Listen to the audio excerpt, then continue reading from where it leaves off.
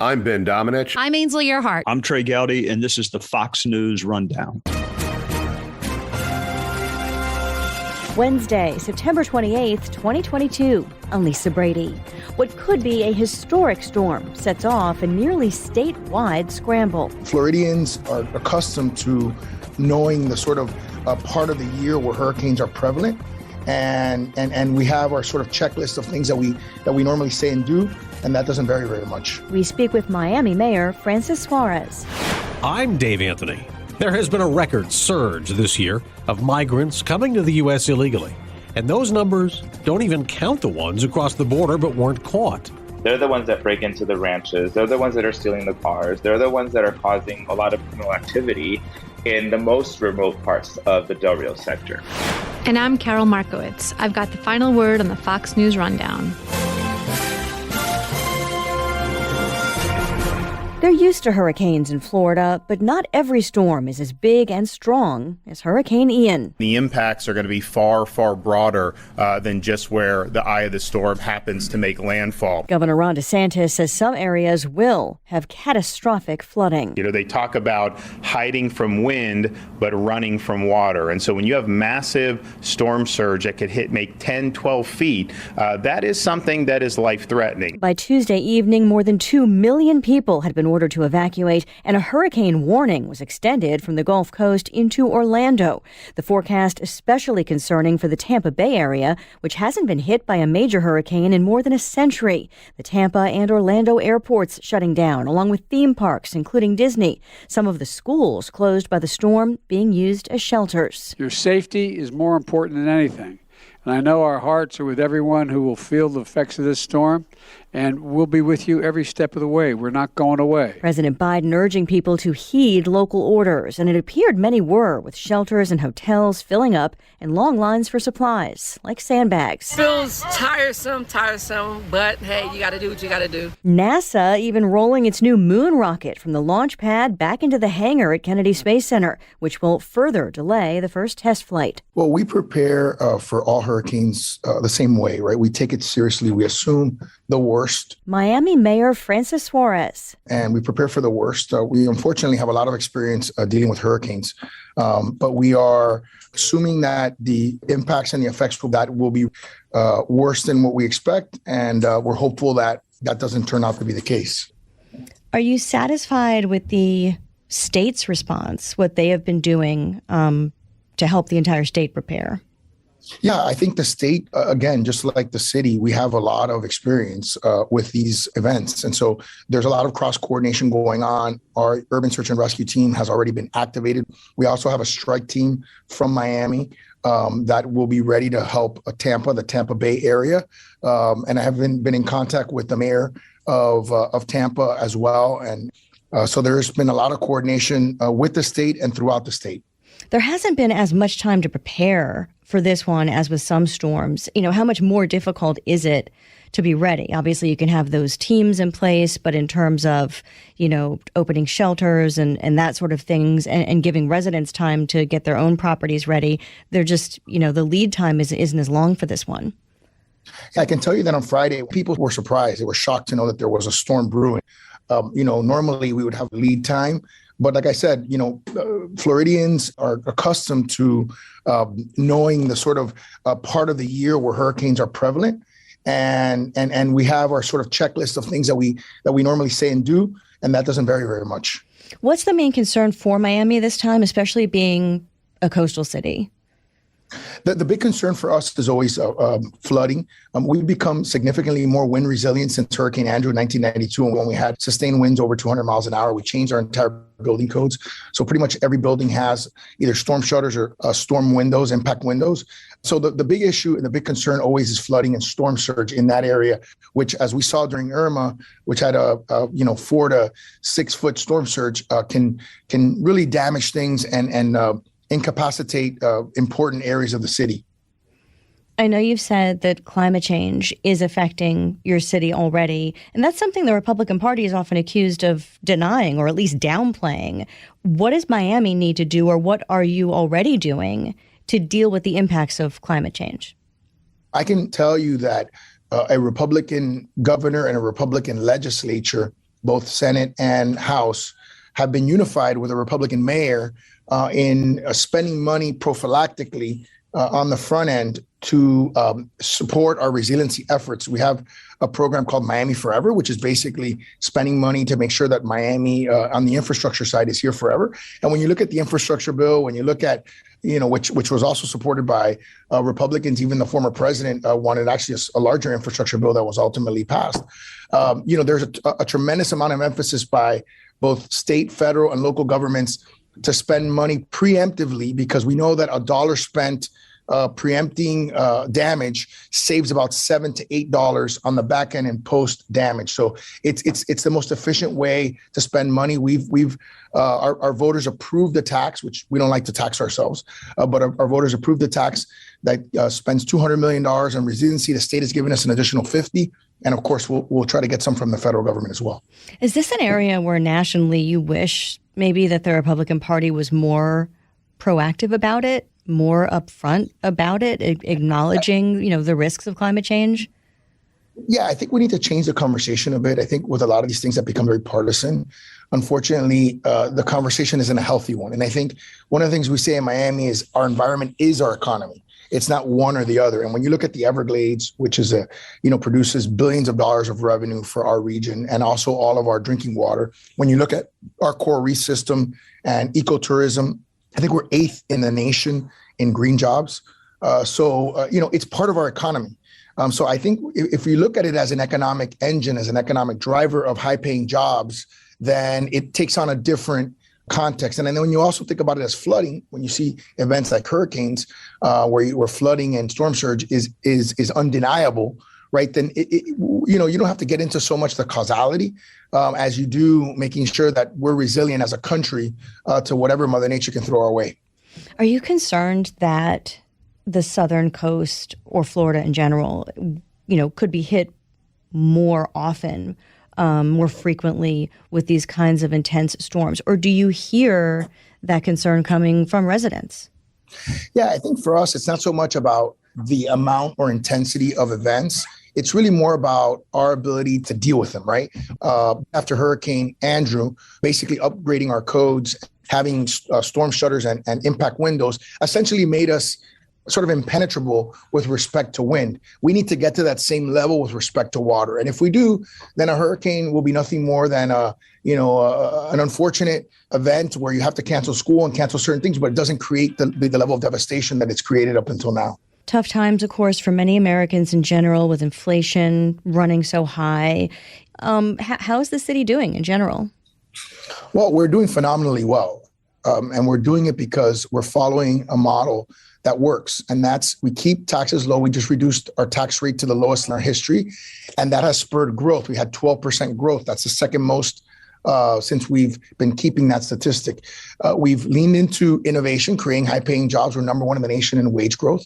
And we're keeping people safe. With the resources that we have more police officers than we've ever had in our history. And our homicide rate per capita is on the precipice, and I knock on wood when I say that, of being the lowest that it's been in our history. So we're making the right strategic investments. We're taking less money out of people's pockets, and we're just attracting everyone because we're the most attractive city in the, arguably in the world. I know right now you're also president of the U.S. Conference of Mayors. Are more cities trying some of your policies now, or do they ask you about them?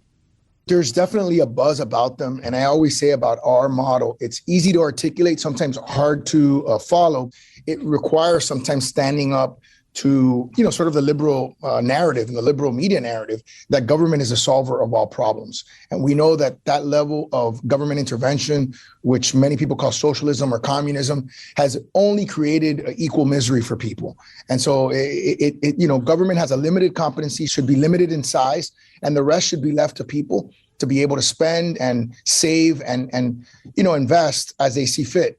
I know your father was the first Cuban-born mayor of Miami. Now you're the first Miami-born mayor of the city. He ran as a Democrat, though, right? Why the Republican Party for you? Well, actually, I think he was an independent, but he's at one point been a Republican, an independent, and a Democrat, which I think it highlights his sort of independent thinking. I've been a Republican since I was 18 years old, since I was registered to vote.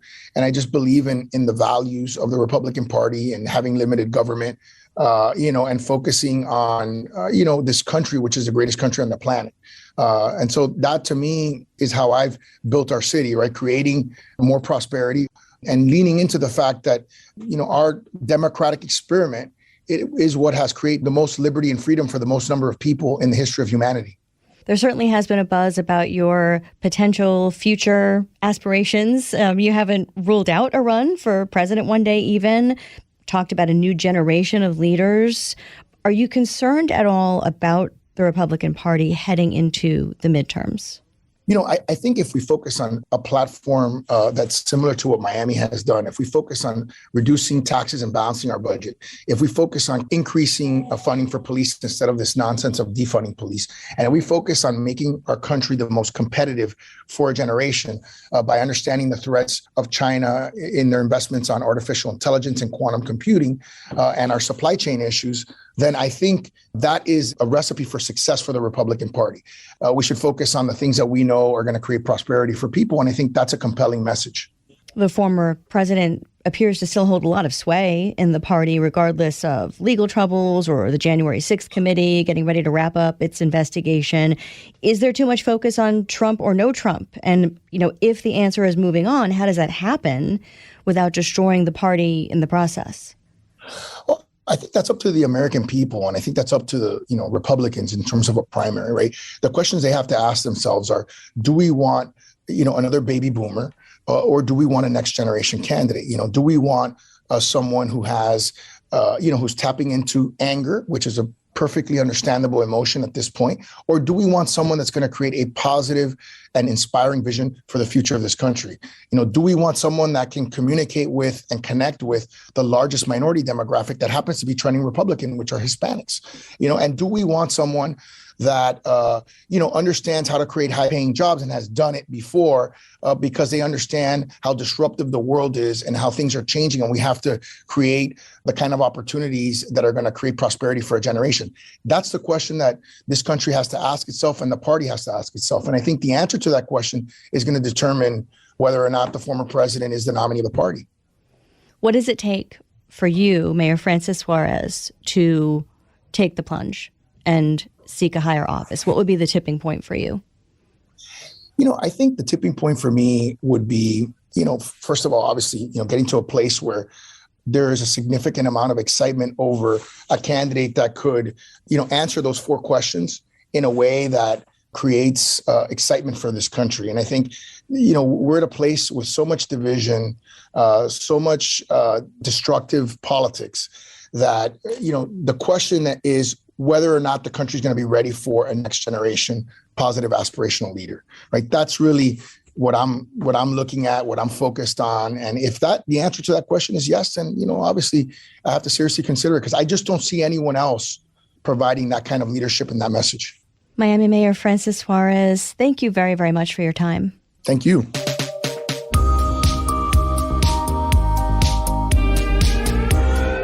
This is Carol Markowitz with your Fox News commentary. Coming up. Congress is on deadline to approve new funding by the end of this week, or the government could shut down. Republicans say they'll vote no without money for border security amid a record surge of migrants coming here illegally. Congresswoman Beth Van Dyne from Texas tells Fox. Yeah, I think it's obvious our current system cannot handle the influx, and I have not seen a plan at all from this president. And what we've seen over the last year and a half is a complete denial that there's a problem. Now, President Biden says a lot of the migrants are now coming from Cuba, Nicaragua, and Venezuela. And the ability to send them back to those states is not rational. You could send them back and have them. We're working with Mexico and other countries to see if we can stop the flow. But that's the difference. Republican Texas Governor Greg Abbott blames Biden policies and has controversially bused thousands of migrants to Chicago, New York, and Washington, D.C. We have small communities of about 25,000 people who have thousands of illegal immigrants dumped into their community. And so they were begging for relief, and that's exactly why we began this busing operation. So far this fiscal year, more than 2 million migrants have been stopped at the border. And if you add the previous year, that totals about 3 million people that have entered through illegal ports of entry, which is basically just crossing the river or the land crossings. Bruno Lozano is the former mayor of Del Rio, Texas, and a Democrat. That's larger than many metropolitan areas in the United States. And I think that should really send the alarms to the administration that this is a crisis. And it still baffles me that Vice President Harris still does not call this a crisis for what it is. All right. You bring her up because when President Biden took office and we started seeing a surge in the first few months, he put her as like the border czar. And she was supposed to get to the root causes of why people are coming here. But she hasn't been to Del Rio. Did you ever have a conversation with anyone in the Biden administration, Homeland Security, anybody about the situation you've been facing in your community? The one time that I did speak directly to the administration is Secretary Mayorkas, which is Department of Homeland Security. I had been trying to reach the administration prior to that. I'm not sure if you recall, but back in February of 2021, we had a winter storm that hit Texas. And during that week's time, Border Patrol was trying to release, I believe at the time, 6 migrants into Del Rio's vicinity. And let me remind you that we had no power, we had no electricity, no food, we didn't have running water. And I'm somehow supposed to manage the release of 6 migrants. And it's laughable now looking back because it's just 6 people, but that's just how disconnected the administration was with an ongoing crisis, an environmental crisis in Del Rio. And that's when it began doing YouTube videos to try to get them to come down and visit the city. And that went without it didn't move very far. But I did speak to Secretary Mayorkas only after the fact that there was the border crisis of the Haitians going underneath the bridge or being placed underneath the bridge back in September of 2021, so a year ago. That was a huge story last year. Thousands and thousands of Haitians in your community under a bridge at the border. And ultimately, they finally were cleared out, but most of them just were allowed into the United States, correct? They were just waiting to get detained by the Border Patrol. And after the Border Patrol takes them into custody, into detention, that's when they get split into different sectors along the border or different processing centers. And yes, once they're given their documents, they're able to continue their journey to wherever their destination was. The Haitian population, the majority of them were headed to Brooklyn, which is in the city of New York. You're on the border. You deal with a lot of people crossing that you say don't want to be there, but ultimately you have to house them. How does it work? They're detained by Border Patrol and then just dropped off in Del Rio? And what happens to them at that point when that happens?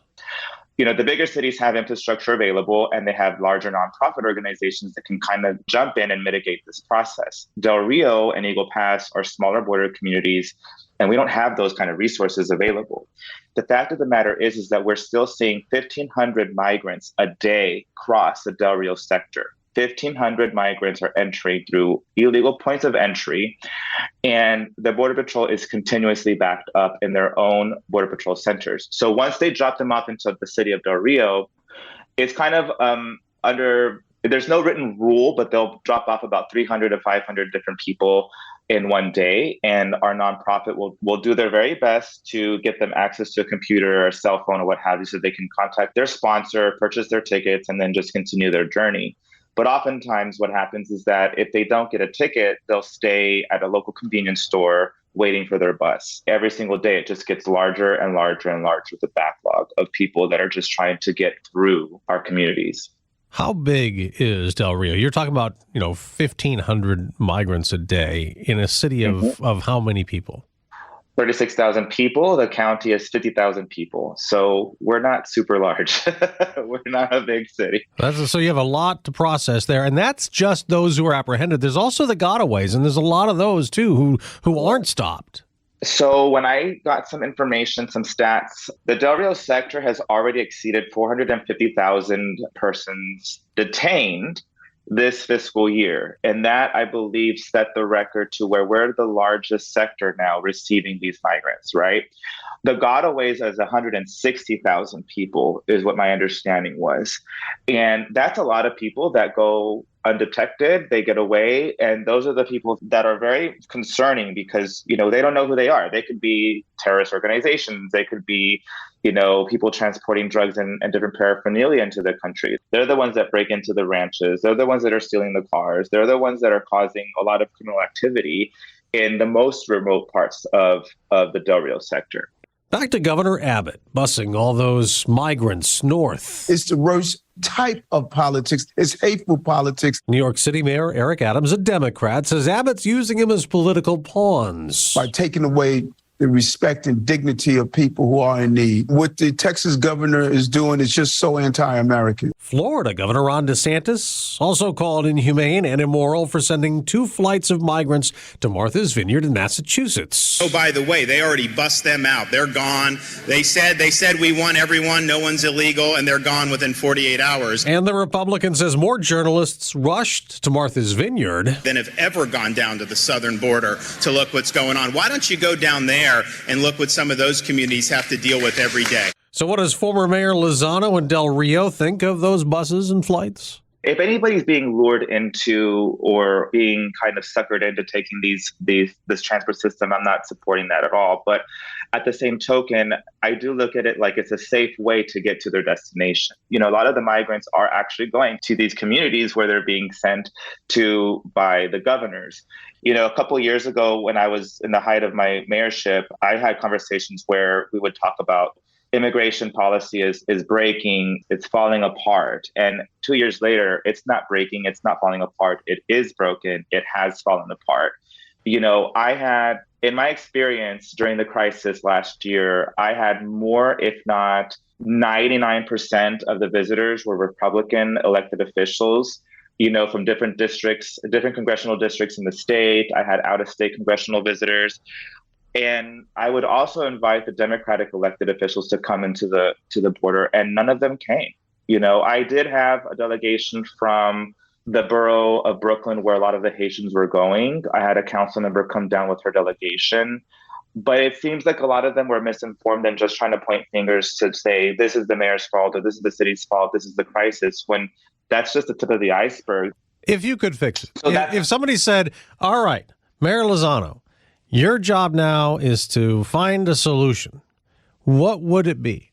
I would begin the immigration process, the asylum-seeking process in home country. I think that would help alleviate a lot of the unlawful crossings to begin with, and begin kind of a queue, and then expand the facilities at the border, the legal ports of entry. All of our land ports, all of our seaports, and all of our airports can facilitate the inbound flux of persons seeking asylum. And then that way there's no waiting period. That way they don't have to come back to a court date. They don't have to come back and try to figure out their case. It's already kind of a predetermined situation through the online process. I think that would be a great start. I grew up in Del Rio, and, we had illegal crossers, and a lot of them were just Mexican men at the time. This was back in the late 90s, early 2000s. And then as the years changed, now it's family units, and they're families from Venezuela, from Haiti, from all over the world. These individuals and these families are permanently moving to the United States, and they're crossing in unprecedented numbers illegally. Yeah, and they're allowed to go into the interior of the country. Is that the problem? They know they're going to just be let in. I'm a firm believer. I'm a veteran of the United States military, and I protect the Constitution. And I think that we have law and order for a reason. And to just let anybody in without having vetted, having processed, is lack of due diligence on Department of Homeland Security's part. We need to make sure that we're not allowing rapists or terrorists or people that are trying to do harm with the context that they're just trying to seek asylum either. Yeah.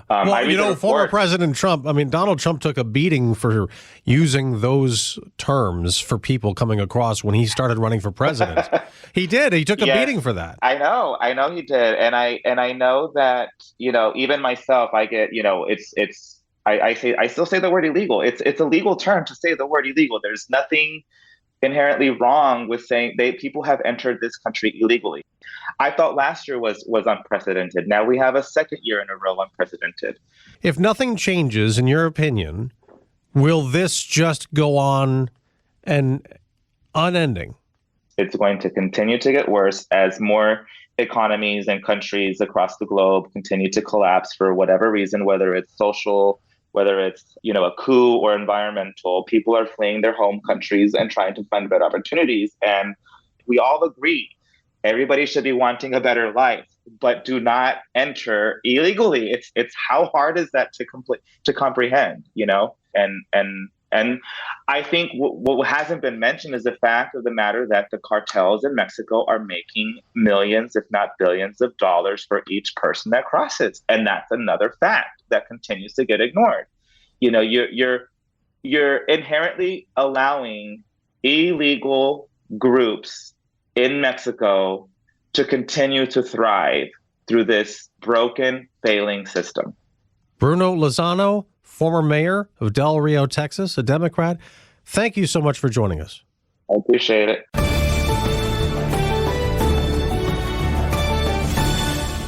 And in other news, I'm Gianna Gelosi. His catchphrase is, "You can't see me," but we're all seeing this good deed. WWE superstar John Cena has set a new Guinness World Record, and it doesn't have anything to do with his moves in the ring or his championship belts. He's granted the most wishes through the Make-A-Wish Foundation after granting 650 wishes. That number was verified by Guinness on July 19th. Cena granted his first wish through the foundation in 2002, 3 years after his professional wrestling debut. 10 years later, he granted Make-A-Wish's 1,000th wish. The Make-A-Wish Foundation helps fulfill the wishes of kids who have been diagnosed with a life-threatening illness. Children between 2.5 years old and 18 years old can choose to meet a celebrity, go to an event, or give a gift to somebody else. Those that choose John Cena can take pictures, hang out, see the championship belts up close, and sometimes even get in the ring with the wrestling legend. Make-A-Wish said the 16-time WWE World Champion is the most requested celebrity and that no one except for Cena has ever granted more than 200 wishes in the foundation's history. The 45-year-old has also spearheaded the WWE's Be a Star anti-bullying initiative. For the Fox News Rundown, I'm Gianna Gelosi.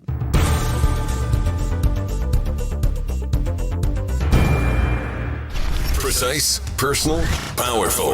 It's America's weather team in the palm of your hands. Get Fox weather updates throughout your busy day, every day. Subscribe and listen now at foxnewspodcasts.com or wherever you get your podcasts. Rate and review the Fox News Rundown on Apple Podcasts or wherever you listen. It's time for your Fox News commentary. Carol Markowitz. What's on your mind? Taylor Ellingson was killed last week in North Dakota after another man, Shannon Brandt, 41, hit him with his SUV. Ellingson was 18 years old. Brandt was convinced the teenager was affiliated with a Republican extremist group. No evidence exists for this claim. Footage of Brandt's bail hearing shows him seeming confused that he may suffer for his actions. It comes right from the top. The President of the United States, supported by a fangirl media, spouts irresponsible rhetoric that led to Ellingson's death. Earlier this month, President Joe Biden gave a fiery speech about the threats our country faces from voters who dare to disagree with him. Red background, clenched fists, the president shouted into the microphone that America's at an inflection point because MAGA Republicans do not respect the Constitution. Donald Trump and the MAGA Republicans represent an extremism that threatens the very foundations of our republic, he said. The message Biden sent to unstable people like Brandt is that it's reasonable to get rid of those who threaten our nation. How can anyone not defend his country? Over the weekend, Hillary Clinton added fuel to this fire by likening Trump supporters to Nazis. I remember as a young student, trying to figure out how people get basically drawn in by Hitler. How did that happen? I'd watch newsreels and I'd see this guy standing there ranting and raving and people shouting and raising their arms. I thought, what happened to these people? Clinton said at the Texas Tribune Festival in Austin. You saw the rally in Ohio the other night. Trump is there ranting and raving for more than an hour, and you have these rows of young men with their arms raised. I thought, what is going on? She said. We all know if Trump had declared some Democratic voters an existential threat to the country and a death resulted, it would get wall-to-wall media coverage. But Ellingson's killing has barely been a blip. And few in the media are pointing out that a former major presidential candidate comparing people with their arms up to some of history's greatest monsters is using inflamed language that could lead to more violence of the type we saw in North Dakota. Republicans hear Democrats' message and the complacent media silence and sense they don't matter to these elites. The violence Democrats condone with a wink never gets blamed on them. Their media friends love the idea of treating the wrong voting right this way. Our country is damaged when half the population is treated as a fringe group, pushed out of public life and faced with violence for their opinions. It's way past the time for the media to tell Biden, Clinton, and the rest that their language is simply unacceptable. It's destroying our country far more than some shadowy right-wing group ever could. They don't even have to pretend to care about Republicans to send that message. They just have to know that it won't end with only the left running over their political foes. This is Carol Markowitz, columnist at the New York Post and Fox News. You've been listening to the Fox News Rundown. Stay up to date by subscribing to this podcast at foxnewspodcasts.com. And for up-to-the-minute news, go to foxnews.com. New from the Fox News Podcasts Network. My name is Kennedy, and welcome to my podcast, which will, I humbly say, single-handedly save the world. You're welcome. It's Kennedy Saves the World. Subscribe and listen now by going to foxnewspodcasts.com. Love Fox News? Click the subscribe button to get more of the news and opinion you trust. And click the Fox News Rundown playlist for the latest episodes.